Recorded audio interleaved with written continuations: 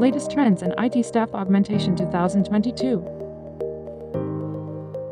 In 2022, hybrid work environments and remote work have become commonplace.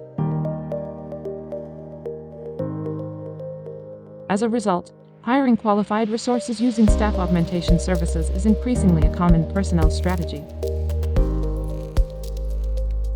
The improvements brought about by globalization and technology make it even easier to use augmented staffing services. What is staff augmentation? Staff augmentation is the use of outside personnel on a temporary basis to augment the capacity of your organization.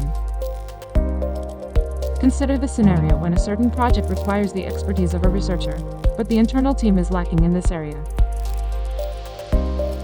Instead of hiring a resource full-time, they might temporarily augment their staff with a researcher. Now, let us discuss various trends in IT staff augmentation 2022. 1. Cybersecurity. 2. Advanced technology. 3. Customer experience. 4. New locations.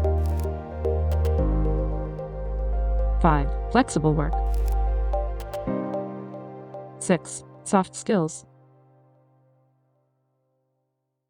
For more such updates, subscribe to our channel.